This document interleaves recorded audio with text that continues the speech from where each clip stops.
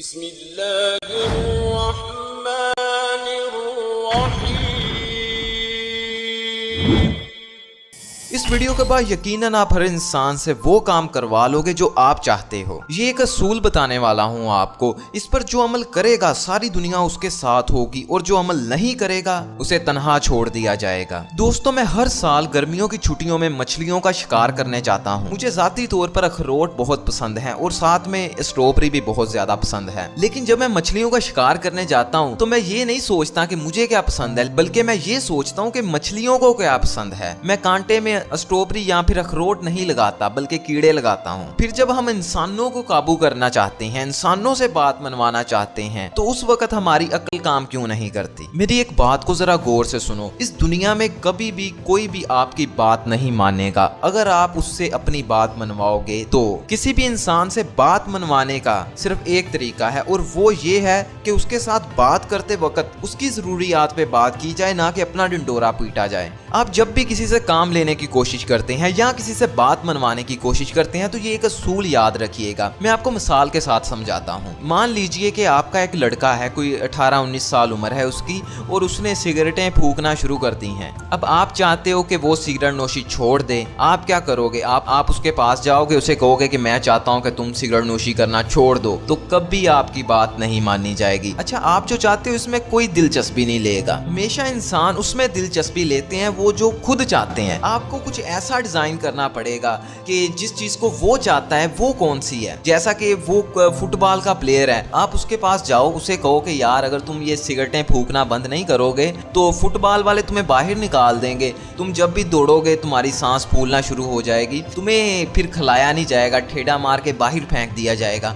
تو پھر وہ آپ کی بات مانے گا، پھر کہے گا اچھا ابو جی میں سوچتا ہوں سگریٹیں چھوڑنے کی۔ آپ کا بچہ ہے، بیٹا ہے، بھائی ہے، باپ ہے، جو بھی ہے، کسی کو آپ میں کوئی دلچسپی نہیں ہے، ہر ایک کو اپنے آپ میں دلچسپی ہے۔ اینڈریو کارنگی پچھلی صدی کا امیر ترین انسان تھا۔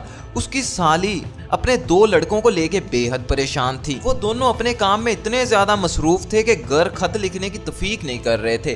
جو خط گھر والے انہیں بھیج رہے تھے وہ ان کو بھی نظر انداز کر دیتے تھے اور ان کا جواب دینا غیر ضروری سمجھ رہے تھے۔ اچھا، یہ اینڈریو کارنگی بڑا چلاک انسان تھا، بڑا چلاک انسان۔ اس نے اپنی سالی سے شرط لگا لی کہ میں ان کو خط لکھوں گا، خط میں صرف ان کی خیر و عافیت پوچھوں گا اور وہ پکا مجھے واپس جواب بھی دیں گے۔ اس کی سالی نے کہا کہ ایسا ہو ہی نہیں سکتا کہ وہ آپ کو خط لکھیں، کیونکہ وہ اپنے کام میں بہت مصروف ہیں۔ اینڈریو کارنگی نے کہا ایسے نہیں لکھیں گے، ان کا باپ بھی خط لکھے گا۔ اینڈریو کارنگی نے ایک سمپل سا خط لکھا، اس میں اس نے خیر و عافیت پوچھی اور نیچے ایک لائن لکھ دی۔ اس نے یہ لکھ دیا میں چٹھی کے ساتھ $20 بھیج رہا ہوں، تم دونوں رکھ لینا۔ لیکن اینڈریو کارنگی نے سچ میں کوئی ڈالر چٹھی کے ساتھ بھیجے نہیں، تو 2 دنوں کے بعد ان کا جواب واپس آ گیا۔ انہوں نے کہا کہ آپ نے جو خط بھیجا تھا ہمیں $20 نہیں ملے، جلدی جلدی پتہ کروائیں کہ $20 کہاں پہ گئے ہیں۔ تو اینڈریو کارنگی نے کہا کہ میں جیت گیا شرط۔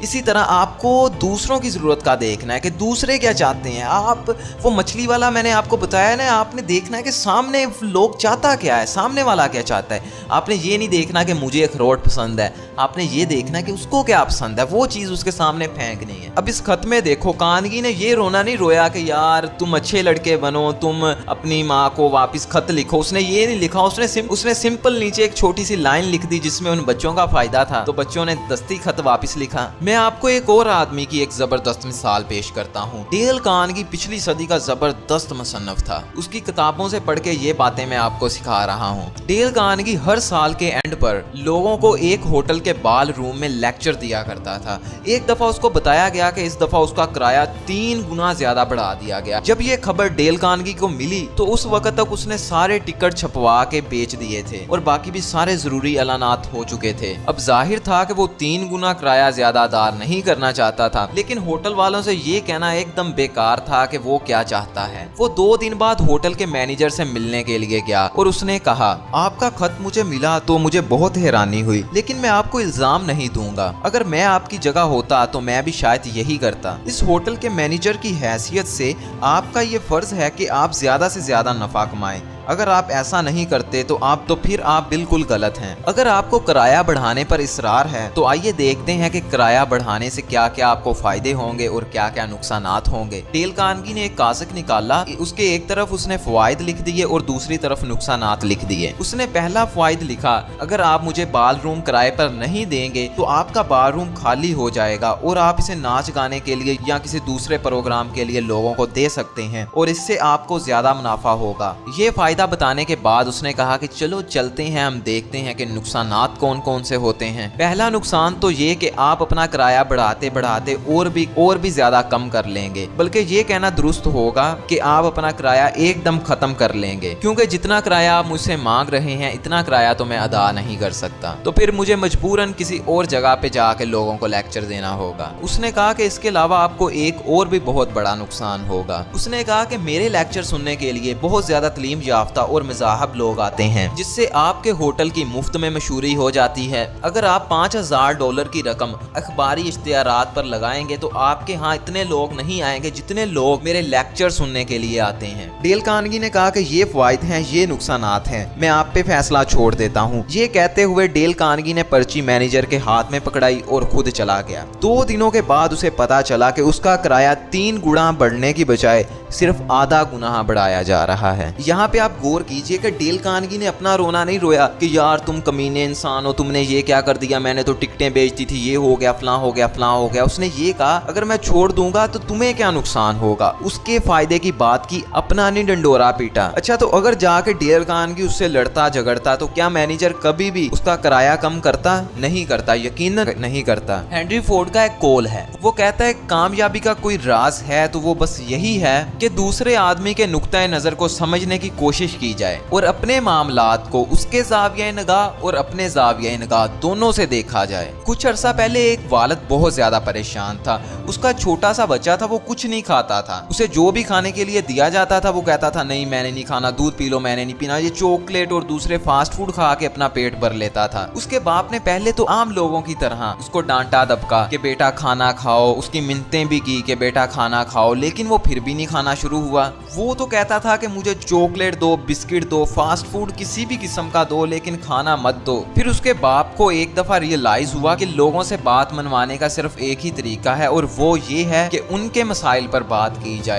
फिर उसके बाप ने सोचा कि यार कोई ऐसा आइडिया ढूंढना चाहिए जिससे बच्चे को फायदा हो, वरना इसने तो मेरी बात नहीं माननी, क्योंकि ये इंसानों की फितरत है कि कोई इंसान किसी इंसान की बात नहीं मानता सिवाय किसी फायदे के। जब उसके बाप ने सोचा, जरा एनालाइज किया, तो उसको पता चला कि पड़ोसियों का लड़का उसके अपने लड़के के साथ बहुत ज्यादा लड़ता है, जिस लड़के से उसका बेटा बहुत ज्यादा नफरत करता है। पड़ोसियों का लड़का एज में 2-4 साल बड़ा भी है मेरे लड़के से और सेहत में भी जरा पहलवान है। तो उसने अपने बेटे को ये कहने की बजाय कि यार मैं चाहता हूँ कि तुम खाना खाओ, उसने ये कहना शुरू कर दिया कि अगर तुम ज्यादा खाना खाओगे तो तुम्हारे पास इतनी पावर आ जाएगी कि तुम पड़ोसियों के लड़के को हरा दोगे। तो बस फिर ये बात कहने की देर थी कि बच्चे ने दूध पीना भी शुरू कर दिया, खाना खाना भी शुरू कर दिया। उसका बाप कहता है कि फिर हम बाद में इसको रोकते थे कि बेटा थोड़ा कम खाओ, ये तो खाता ही जाता था। इस वीडियो में मैंने जो बात आपको सिखाई है वो ये है कि किसी से भी बात मनवाने का सिर्फ एक तरीका है और वो ये है कि सामने वाले के फायदे की बात की जाए, ना कि ये बताया जाए कि आप क्या चाहते हो।